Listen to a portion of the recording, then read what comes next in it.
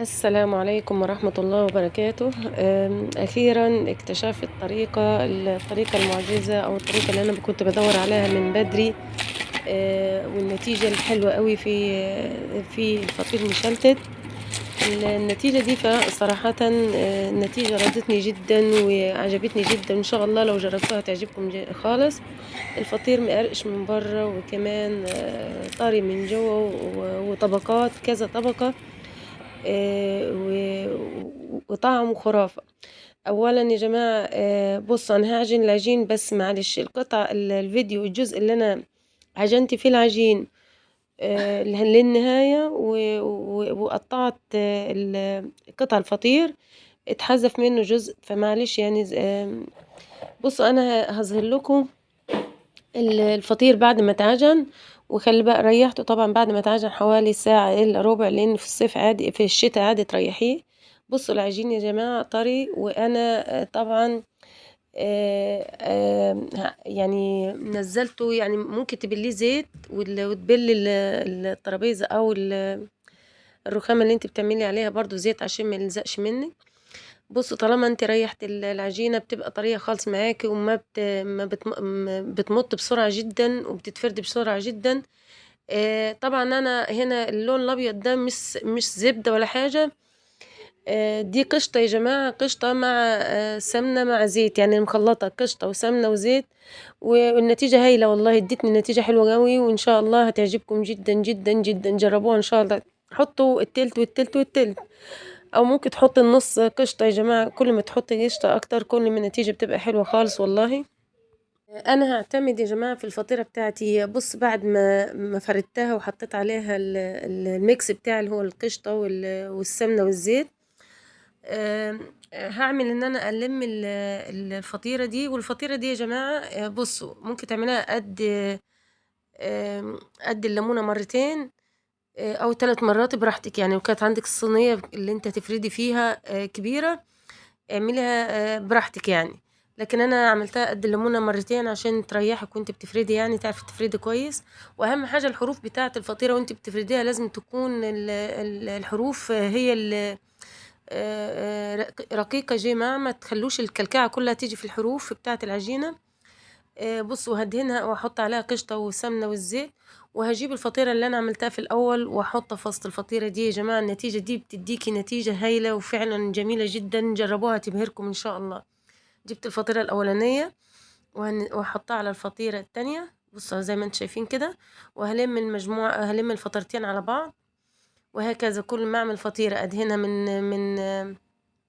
ادهنها من وسط قشطة والسمنة والزيت.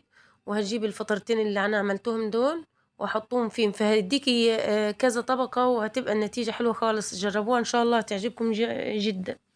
انتوا شايفين يا جماعة العجينة اللي انا بعمل فيها طرية الى حد ما هياش ماسكة او ناشفة، لانك انت بص العجينة طرية ازاي. حاولي انك انت تطريها، ما تخنهاش ابدا. كل ما تطري العجينة كل ما الفطيرة هيبقى معاكي طري وحلو قوي. لو انتي الفطيرة ناشفة بص بتمط معايا بسرعة ازاي، وسهلة جدا، ما بتاخدش ثانية واحدة في المطة، لانك انتي مريحاها. انا بريحها ساعة الا ربع او نص ساعة بالقليل يعني. ده في الشتاء. في الصيف تلت ساعة او ربع ساعة، مش اكتر من كده. واهم حاجة بتك خالص ان الحروف بتاعة الفطيرة تبقى ايه يا جماعة، تبقى رقيقة جامد. و بخلي بالي ان انا بحاول ارق الفطيرة على قد ما اقدر يعني، وبرش السمنة والزيت. وارجع تاني احط الفطاير اللي انا عملتهم ولفيتهم.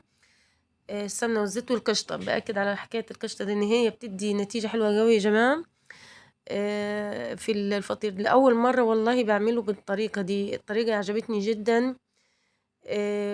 وإن شاء الله المرات القادمة أنا مش هعمل غير بيها، خلاص أنا اعتمدت الطريقة دي.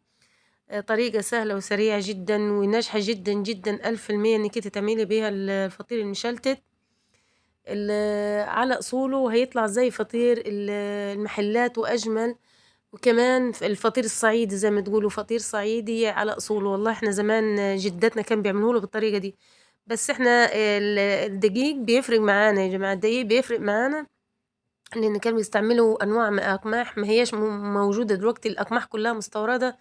فيكاد يكون القمح هو اللي بيفرق في الخبيز، أو الدقيق هو اللي بيفرق جامد جدا. أهم حاجة تختاري نوع الدقيق يكون كويس جدا، لأن الدقيق يا جماعة هو اللي بيفرق في المخبوزات وبيديك نتيجة حلوة إذا كان ليه مطة أو ملهوش. لو عندك الدقيق ناشف استحالة هيديك الفطير طري.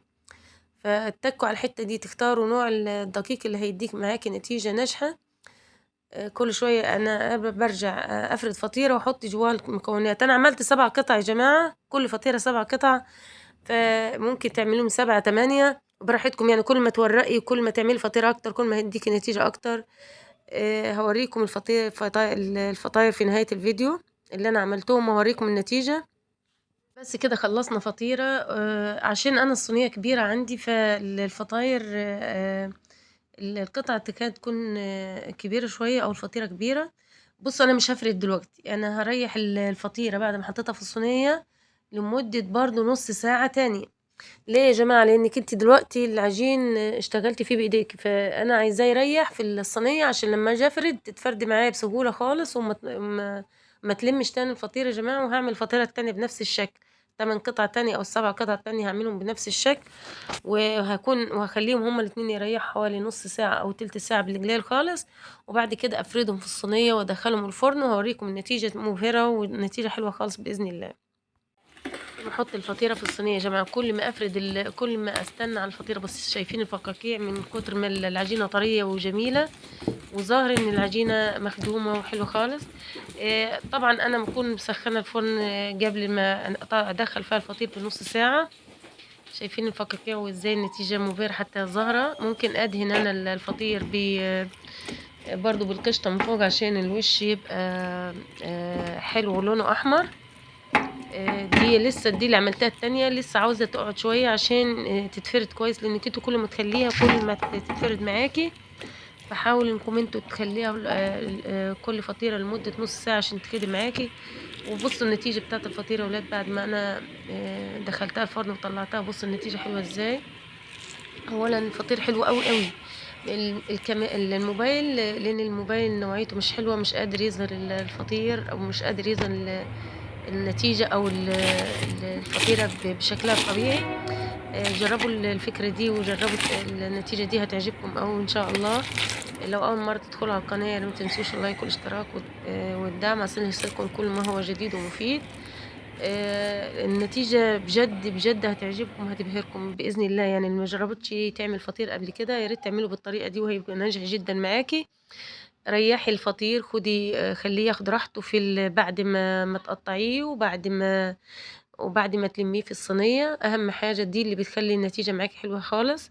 أتمنى كل الأفكار اللي قدمتها لكم في الفكرة تكون ناجحة. بصوا الفطير مش عايز كلام يا جماعة، الفطير يتحدث عن نفسه زي ما بيقولوا. والسلام عليكم ورحمة